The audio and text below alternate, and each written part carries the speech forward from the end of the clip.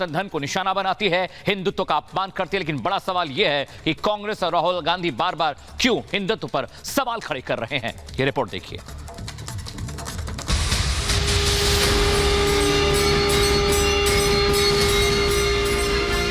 जो धर्म के आधार पे लोगों को बांटता हो, चुनाव में वो चले जाते हैं शंकर जी का दर्शन करने, फिर मंदिर जाके त्रिपुंड लगाएंगे। तो ये तो जो दोगलापन है, ये तो राहुल गांधी जी दिखा रहे हैं। और राहुल जैसे रोड छाप लोगों से मुझे नहीं लगता आदित्य जान जी को कुछ सीखने की जरूरत है। योगी पर राहुल का अधर्म अटैक।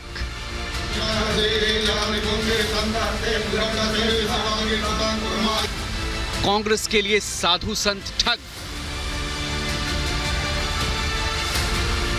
बार बार सनातन का अपमान क्यों? क्या सनातन विरोधी राहुल?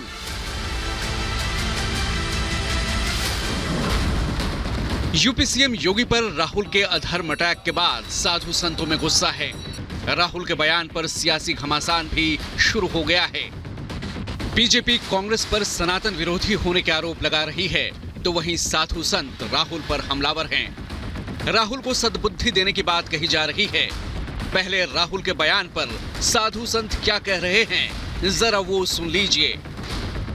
और राहुल जैसे रोड छाप लोगों से मुझे नहीं लगता आदित्य जान जी को कुछ सीखने की जरूरत है। हाँ, उन्हें कुछ सीखना तो जाकर के कुछ दिन वहाँ रहे, उनके चरणों में सेवा करें, शायद कुछ सद्बुद्धि आ जाए। यही वास्तविक तौर पे हो रहा है कि ज्ञान भी अधूरा है, तपस्या भी अधूरी है, और इसीलिए लगातार व्यक्ति जो होता है वो आक्रोशित हो जाता है, सबको गाली देते चले जाते हैं। इस देश का व्यवसायी चोर है, इस देश का प्रधानमंत्री चोर है, इस देश के जितने बाबा है चोर है, तमाम हिंदू आतंकवादी है, हिंदू जिहादी हो गया। साधु संतों का रोष राहुल के उस बयान पर है जिसमें उन्होंने यूपी सीएम योगी पर अधर्म वाला प्रहार किया है। दरअसल एक कार्यक्रम के दौरान राहुल गांधी ने यूपी सीएम योगी पर सवाल उठाते हुए कहा था, माफ कीजिए, योगी धार्मिक नेता नहीं, वो ठग हैं। यूपी में बीजेपी अधर्म कर रही है। जो भाषा योगी इस्तेमाल करते हैं वो धार्मिक नेता की नहीं हो सकती। कांग्रेस आपकी आस्था के साथ खिलवाड़ करती है। याद करिए, जब अयोध्या में भगवान श्री राम के भव्य मंदिर निर्माण का आंदोलन चल रहा था, कांग्रेस उसके खिलाफ आंदोलन कर रही थी, कहती थी कि नहीं बनना चाहिए। आज तो अयोध्या में भगवान राम का भव्य मंदिर के निर्माण का कार्य अंतिम चरणों में चल रहा है। कांग्रेस उसका विरोध करती थी,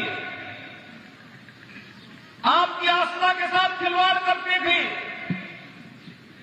कांग्रेस राम सेतु को तोड़ करके भगवान राम के अस्तित्व पर ही प्रश्न खड़ा कर रही थी।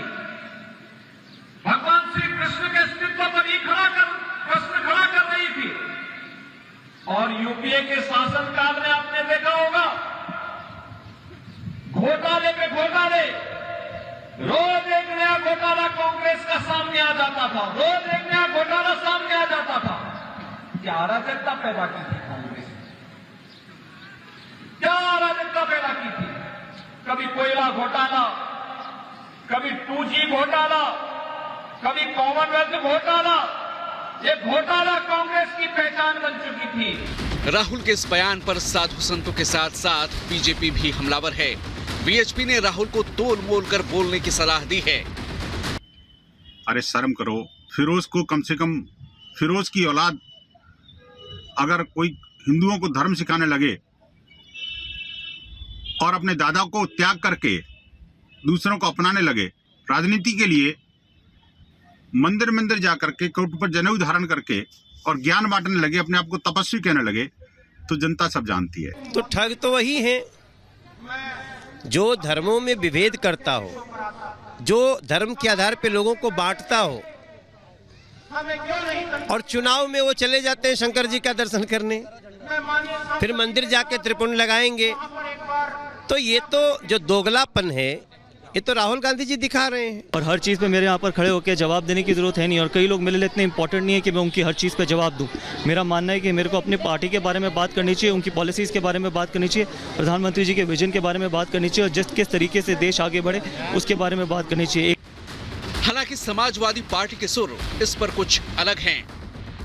जहां तक सवाल ठग का है तो मैं सिर्फ इतना कह सकता हूं कि पूरी भारतीय जनता पार्टी एक ठगों का समूह है और पिछले 9 सालों से पूरा देश ठगा जा रहा है। किसान ठगा जा रहा है, व्यापारी ठगा जा रहा है, बेरोजगार नौजवान ठगा जा रहा है। पूरा देश को अगर कोई ठग रहा है तो बीजेपी ठग रही, तो पूरी बीजेपी ही ठग है।